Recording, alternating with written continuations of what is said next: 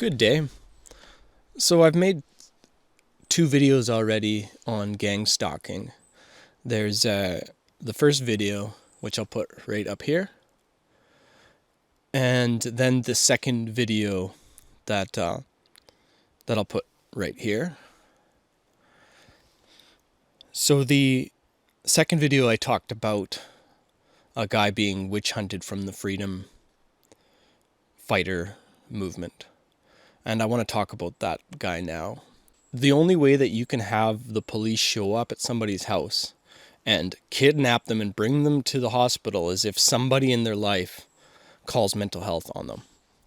So this is where the gang stalking comes in, is they mess with your phones, they do all this crazy things, they follow you, they do these things that nobody else sees, so that when you tell somebody in your life that you think you trust about it, they think you're going crazy, and then they call mental health.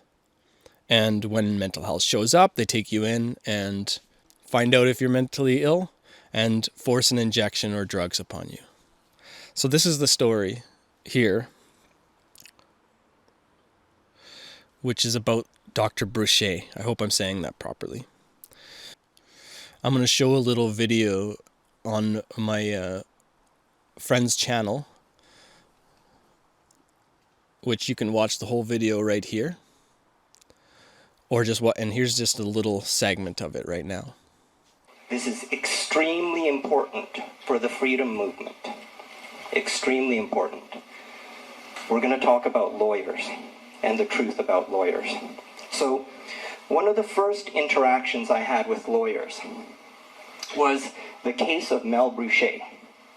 So some very brave freedom fighters got Mel Bruchet out from a mental health hospital in North Vancouver.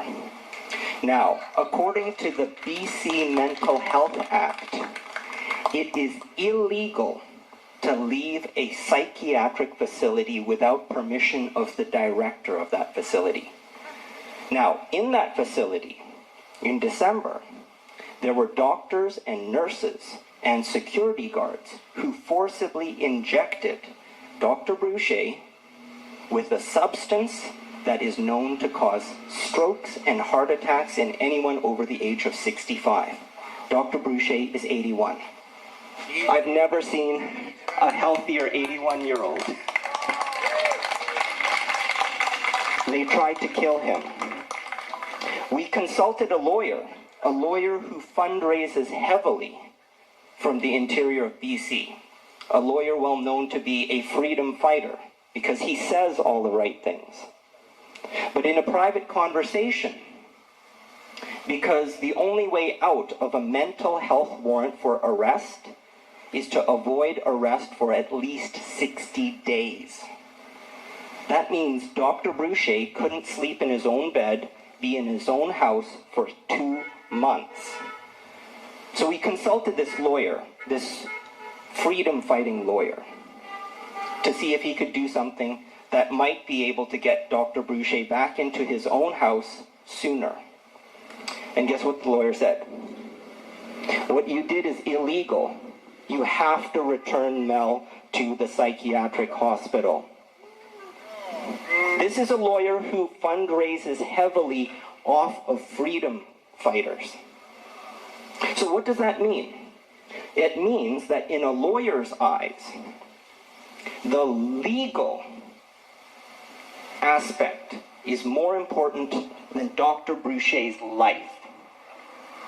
It was more important for the lawyer to tell me to return Mel Bruchet into a facility that was trying to kill him, because the legal statute of the BC Mental Health Act is more important than Dr. Bruchet's life. That's just one lawyer in the freedom movement. A lawyer that many of us have worked hard to support and raise money for. So there's a video on BitChute that I'm going to put down below in the description, which also talks about this case, and it shows the interview that is talked about in this little segment. November 11th, 2021, Dr. Mel Bruchet, a retired GP interviewed by Kuldip Randhawa. I hope I'm not very good at these names, and I'm sorry. Regarding concerns from the 13 mothers with stillborn babies that occurred within 24-hour period. Dr. Brochet says on average one stillborn in a month is the norm. July 30th, 2021, Dr. Mel Brochet and Dr. Negas launched an investigation to verify facts and numbers of sick babies, stillbirths, and correlations of vaccines, if any, at Lionsgate Hospital in North Vancouver. December 21st, 2021, the RCMP, Canadian Royal Mounted Police, kidnapped Dr. Brochet under a false premise, claiming psychiatric evaluation was necessary. Friends confirmed Dr. Brochet is of very sound mind and was taken and being held against his will in a psychiatric ward in Lionsgate Hospital in North Vancouver, in Communist Republic of Canada. No one can find him. They fear the hospital is pumping him full of drugs just to justify keeping him in there. Dr. Brochet was kidnapped by the Canadian government for speaking truth and having a genuine concern for the mothers and their babies. So yeah, that's what they do. They give you so much drugs that when people finally see you, you are out of your mind. And that's the crazy thing about all this. And so this video that that I showed you before this, that's actually this happened, like I said, December 12th was when he was taken by the RCMP, and by this point he's sitting here in Nelson.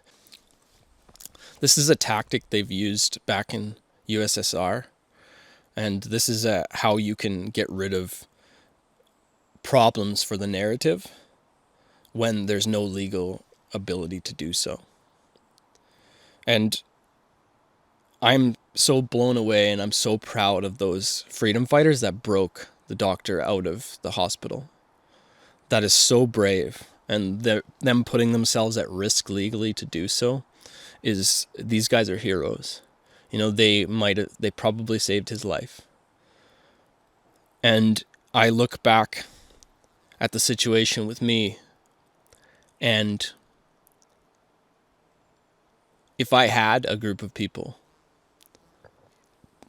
that knew me better,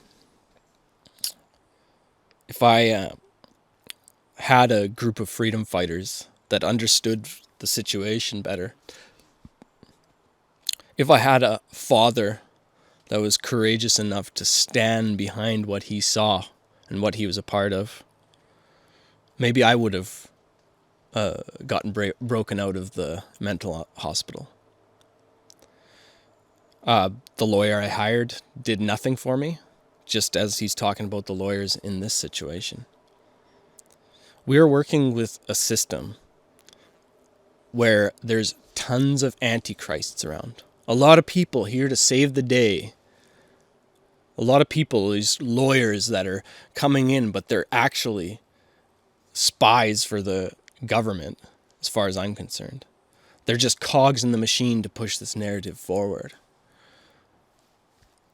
I won't sit back, and as you can see, none of us will. There's people that are ready to stand up against any tyranny as it rises. I believe we're going to see a lot more of this gang stalking and witch hunt going on. And eventually, people will start to believe the stories. A lot of people don't ever want to believe the story, because if they believe the story, then they have to assume that the thing that has been protecting them, the government, is actually dark. And they don't want to believe that, because then all the stability that they thought they had will be gone. And so I understand that it's easier for them to be cognitively dissonant towards any of these stories. 13 stillborns in 24 hours? That is a serious thing they wanted to shut down.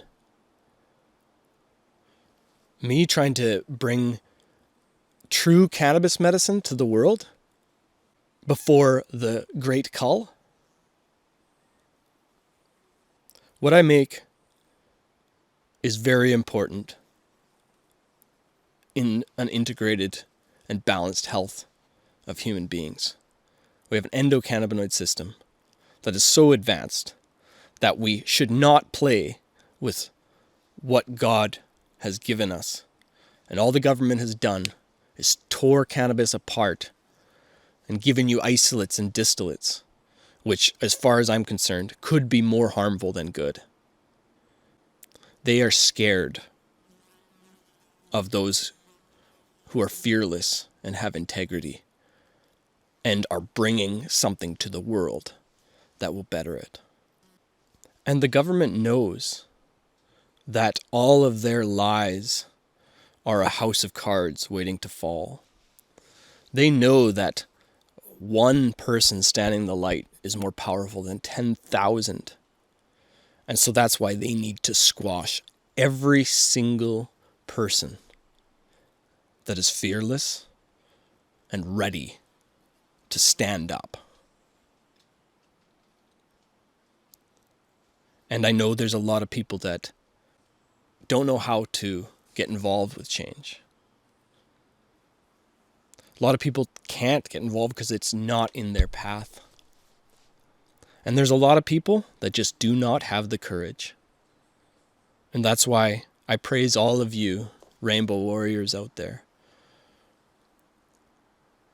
for standing up and being courageous. We are coming together. This story has been told. And they know. Who is they? There's many groups. And as the people of the light come together and unite to fight this war, the people of the darkness are going to come together and unite to fight this war. So there isn't just one group like the Illuminati or the royal family or any of these Bill Gates or any of these things. There's many dark entities and powerful antichrist conscious people fighting against us. But stand firm. I just recorded a song about this. It doesn't matter the color of your skin, doesn't matter what they say, you are right here and God put you here. So stand firm. The Lord is on your shoulder. You can never be bolder. Remember, this story's been told. So that means we need to help bring it to fruition. Much love and God bless.